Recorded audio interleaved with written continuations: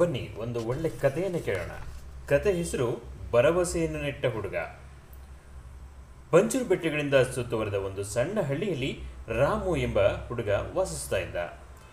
ಗ್ರಾಮ ಭೀಕರ ಬರಗಾಲವನ್ನು ಎದುರಿಸ್ತಾ ಇತ್ತು ಮತ್ತು ಒಂದು ಕಾಲದಲ್ಲಿ ಹಸಿರು ಗುಡ್ಡಗಳಿಂದ ನಿರ್ಜೀವ ವಿಸ್ತಾರವಾಗಿ ಮಾರ್ಪಟ್ಟಿದೆ.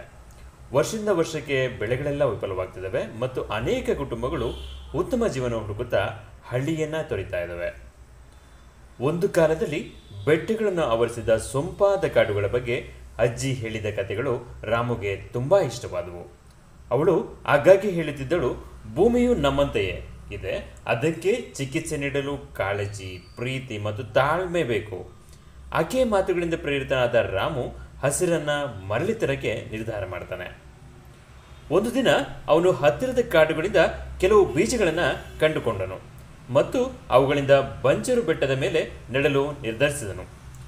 ಗ್ರಾಮಸ್ಥರು ಅವನು ನೋಡಿ ನಕ್ಕರು. ನೀವು ಇಲ್ಲಿ ಮರಗಳನ್ನು ಬೆಳೆಸಲು ಸಾಧ್ಯವಿಲ್ಲ. ಅವರು ಹೇಳಿದರು, ಇದು ತುಂಬಾ ಒಣಗಿದೆ ಮತ್ತು ಮಣ್ಣು ಫಲವತ್ತತೆಯನ್ನು ಕಳ್ಕೊಂಡಿದೆ. ಆದರೆ ರಾಮು ಬಿಡಲಿಲ್ಲ.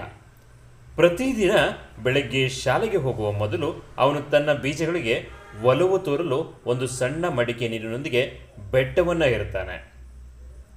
ರಾಮು ಮೇಯುವ ಪ್ರಾಣಿಗಳಿಂದ ಆ ಬೀಜಗಳನ್ನು ಸಸಿಗಳಿಂದ ರಕ್ಷಿಸಿದ.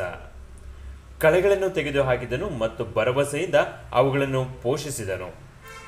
ತಿಂಗಳುಗಳವರೆಗೆ ಬೆಳವಣಿಗೆ ಯಾವುದೇ ಲಕ್ಷಣಗಳಿಲ್ಲ. ಆದರೆ ರಾಮು ಬಿಡಲಿಲ್ಲ, ಮುಂದುವರಿಯುತ್ತಾನೆ. ನಂತರ ಒಂದು ದಿನ ಒಂದು ಸಣ್ಣ ಹಸಿರು ಮೊಳಕೆ ಮಣ್ಣಿನ ಮೂಲಕ ಭೇದಿಸಿತು. ಅದು ಸಸಿಯ ಆರಂಭವಾಗಿತ್ತು. ಉತ್ಸುಕನಾದ ರಾಮು ಒಂದೊಂದಾಗಿ ಹೆಚ್ಚು ಬೀಜಗಳನ್ನು ಬಿತ್ತಿದನು. ವರ್ಷಗಳು ಕಳೆದಂತೆ ಒಮ್ಮೆ ಬರಡಾಗಿದ್ದ ಬೆಟ್ಟ ರೂಪಾಂತರಗೊಳ್ಳಲು ಪ್ರಾರಂಭಿಸಿತು. ರಾಮುವಿನ ಮರಗಳು ಪಕ್ಷಿಗಳನ್ನು ಆಕರ್ಷಿಸಿದವು, ನೆರಳುಗಳನ್ನು ತಂದವು, ಮಣ್ಣನ್ನು ಸುಧಾರಿಸಿದವು. ನಿಧಾನವಾಗಿ ಮಳೆ ಮರಳಿತು ಮತ್ತು ಭೂಮಿ ಗುಣಮುಖವಾಗಲು ಪ್ರಾರಂಭಿಸಿತು.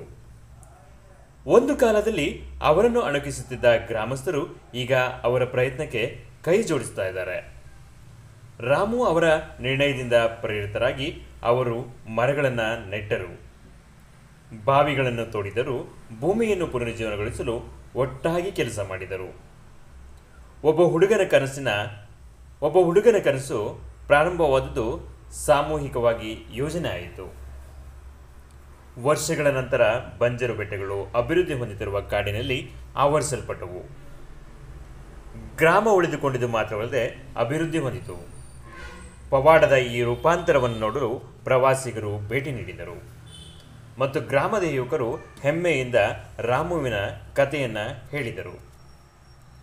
ಇದಾಗಿತ್ತು ಇವತ್ತಿನ ಕತೆ. ಈ ಕಥೆಯ ನೈತಿಕತೆ ಅಂದರೆ ಮಾರಲ್ ಆಫ್ ದ ಸ್ಟೋರಿ ಅಂತ ನೋಡ್ತಾ ಹೋಗೋದಾದ್ರೆ, ಬದಲಾವಣೆ ಒಂದು ಸಣ್ಣ ಹೆಜ್ಜೆಯಿಂದ ಪ್ರಾರಂಭವಾಗುತ್ತದೆ. ಅಂದರೆ ಒಂದೇ ಒಂದು ಬೀಜದಿಂದ ಅವನ ಹಳ್ಳಿಯನ್ನೇ ಬದಲಾಯಿಸಿತು ಅಂತೇಳಿ ಹೇಳ್ತಾ ಹೋಗೋದಾಗುತ್ತೆ. ಇತರರು ಯಾರೇ ಅವಮಾನಿಸಿದ್ರು ಸಹ ನಿಮ್ಮನ್ನು ನೀವು ನಂಬ್ರಿ ಮತ್ತು ಅದಕ್ಕೆ ತಕ್ಕಂತಹ ಪರಿಶ್ರಮ ಮತ್ತು ಉತ್ಸಾಹ, ಕನಸುಗಳನ್ನು ನೋಡಿ ಅದನ್ನು ಒಂದು ರಿಯಾಲಿಟಿಯಾಗಿ ಪರಿವರ್ತಿಸ್ಬೋದು.